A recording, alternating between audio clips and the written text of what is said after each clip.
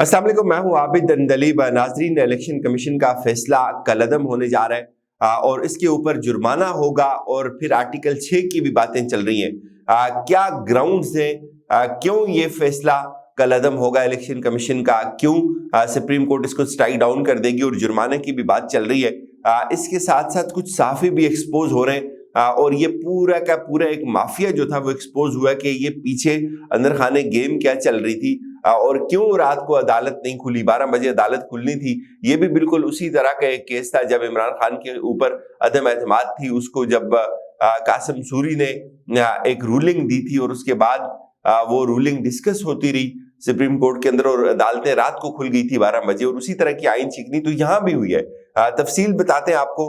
एक तो कुछ ग्राउंड्स में आपको अभी बता दूं कि क्यों ये एक नापायदार फैसला है, क्यों सुप्रीम कोर्ट इसको मजबूर होगी स्ट्राइक डाउन करने के ऊपर और क्यों ये ज्यादा नहीं चल सकता। पहली बात तो ये है कि इलेक्शन कमीशन को पाबंद किया था 90 रोज के अंदर अंदर इलेक्शन करवाने के लिए और ये 90 रोज की स्पिरिट क्या है, ये डिस्कस हुई थी सुप्रीम कोर्ट के अंदर कि 90 रोज का ये मतलब है, जब हिस्ट्री में इस कानून को बनाया गया था तारीख में, वो इसलिए बनाया गया था कि ज़िया जो डिक्टेटर था उसने कहा कि मैं अगले 90 रोज के अंदर इलेक्शंस करवा दूंगा।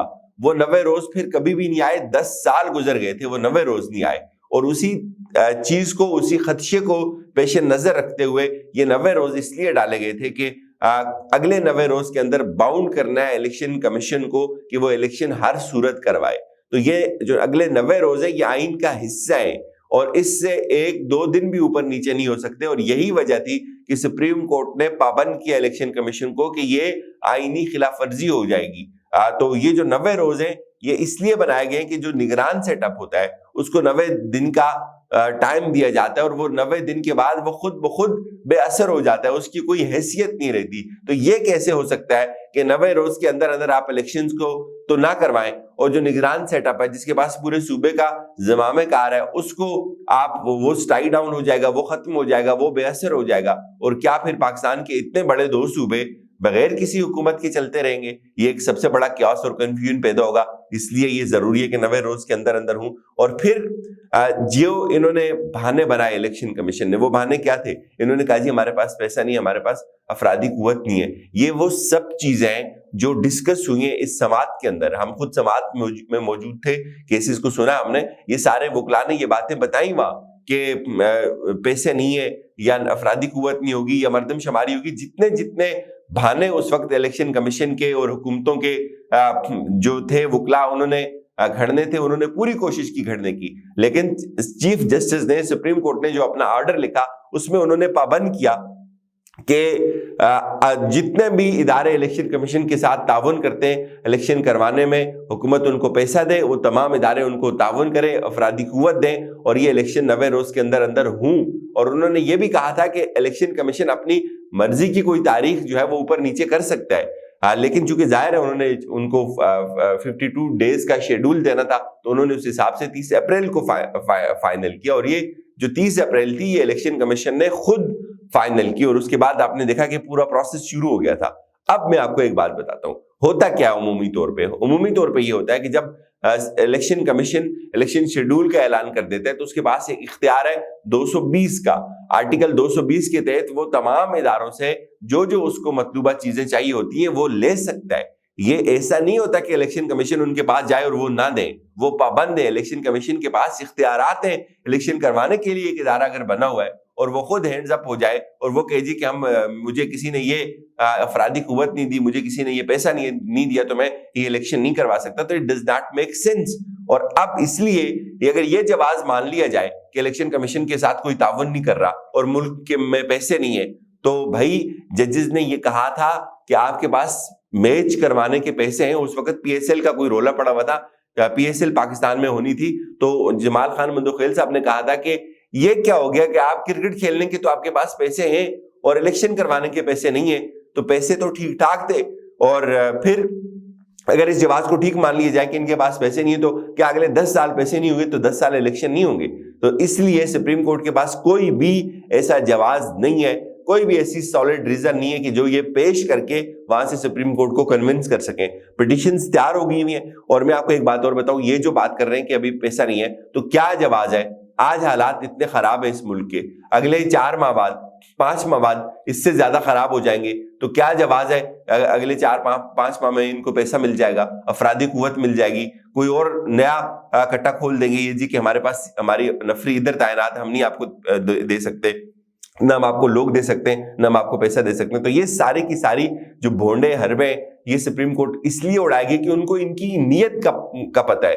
یہ نیت کا پتہ چل گیا کہ ان کی نیت نہیں تھی الیکشن کروانے کی، اور پچھلے 1 سال کے اندر جو ایکٹیویٹیز ہوئی، جو ڈیولپمنٹس ہوئی، جس طرح سے عمران خان کو دیوار کے ساتھ لگایا گیا، اور اب جو سب کچھ ہو رہا ہے صرف ایک شخص کے خلاف، عمران خان کے خلاف، اور یہ جو آئین معطل ہو رہا ہے، جو آرٹیکل 6 کی اب باتیں چل رہی ہیں، اس کی وجہ کیا ہے؟ اس کی وجہ یہ ہے کہ سب کو نظر آ رہا ہے عمران خان الیکشن میں جیتتا ہوا، اور اب ایک طرف چھوڑ دیں ساری باتیں، یہ سارے جواز ایک طرف چھوڑ دیں. یہاں معاملہ سو موٹو کا ہے، سپریم کورٹ کے اپنے وقار کا ہے، سپریم کورٹ کے اپنے آرڈرز کا ہے. یہ کیسے ہو سکتا ہے کہ سپریم کورٹ خود ان کی کنسنٹ کو سن کر ایک فیصلہ دے سو موٹو کے اوپر، اور پھر اس کے بعد سپریم کورٹ خود اس سے پیچھے ہٹ جائے، یا سپریم کورٹ خود اپنی جو آرڈرز ہیں ان کی توہین ہونے دے؟ یہ ہو ہی نہیں سکتا. اور پھر ججز بھی کوئی کمپرومائز نہیں بیٹھے ہوئے، ہم عمر عطا بندیال صاحب بیٹھے ہوئے جن کی انٹیگریٹی کے اوپر کسی کو رتی برابر بھی شک نہیں ہے، اور وہ کیسے یہ کمپرومائز کر سکتے ہیں؟ وہ میں آپ کو بتاؤں، اس وقت بھی الیکشن کے قائل تھے جب عدم اعتماد ہو رہی تھی. وہ کہتے تھے کہ ہمیں عدم اعتماد کو چھوڑ دیں، ہمیں الیکشنز کی طرف جانا ہے، اور ان کو مجبور کیا تھا ان تمام سیاسی جماعتوں نے وہاں جا کر کہ ہم نے بہت اچھی تیاری کی ہوئی ہے اس ملک کو ٹھیک کرنے کے لیے، آپ عدم اعتماد ہونے دیں، عمران خان کو نکلنے دیں. اور آج تک میرے خیال میں ان کو وہ ایک جو دھوکہ دیا الیکشن کمیشن نے، اور جو ان سیاسی جماعتوں نے، وہ ہمیشہ یہ بات کرتے رہے کہ ملک کے حالات ٹھیک نہیں ہیں، افراتفری اور الیکشن ہوں گے تو اس ملک کے اندر استحکام آئے گا. تو وہ کیسے اس پورے پروسیس کا حصہ بن سکتے ہیں آپ، اور یہ کیسے ان کو کنونس کر سکتے ہیں؟ یہ ایک بہت اہم نقطہ ہوگا. اور آپ ان ساری باتوں کو چھوڑ دیں، پیپلز پارٹی کے 2 سینئر ترین وکلاء کی بات کرتے ہیں.